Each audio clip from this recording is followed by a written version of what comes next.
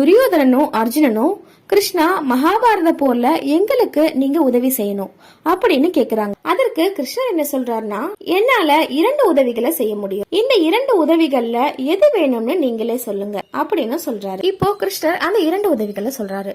அர்ஜுனா, நான் உன் கூட இருக்கணுமா, என்னுடைய படைகள் உன் கூட இருக்கணுமா, எது வேணும் அப்படின்னு நீயே சொல்லு அப்படின்னு கிருஷ்ணர் சொன்னாரு. அதுக்கு அர்ஜுனன் என்ன சொல்றானா, கிருஷ்ணா நீங்க எப்பவுமே போர்ல எனக்கு துணையா இருந்தாலே போதும் அப்படின்னு சொல்லிடுறான். துரியோதனா, நீ என்னப்பா சொல்ற அப்படின்னு கிருஷ்ணர் சொல்றாரு. எனக்கு உங்களுடைய படைகள் தான் வேணும் அப்படின்னு துரியோதனன் சொல்லிடுறான். கிருஷ்ணரும் சரி அதுபடியே ஆகட்டும், நான் அர்ஜுனன் கூட இருப்பேன், என்னுடைய படைகள் அனைத்துமே துரியோதனன் கூட இருக்கும் அப்படின்னு கிருஷ்ணர் சொல்லிடுறாரு. துரியோதனன் என்ன நினைச்சிட்டு இருக்கானா, கிருஷ்ணனுடைய மொத்த படைகளும் என்கிட்டதான் இருக்கு, அதனால நான் தான் இந்த போர்ல வெற்றி பெறுவதா அவன் நினைச்சிட்டு இருக்கான். ஆயுதமே இல்லாத கிருஷ்ணரை அர்ஜுனன் துணையா வச்சுக்கிட்டு என்ன பண்ண முடியும் அப்படின்னு ஏளனமா யோசிக்கிறான்.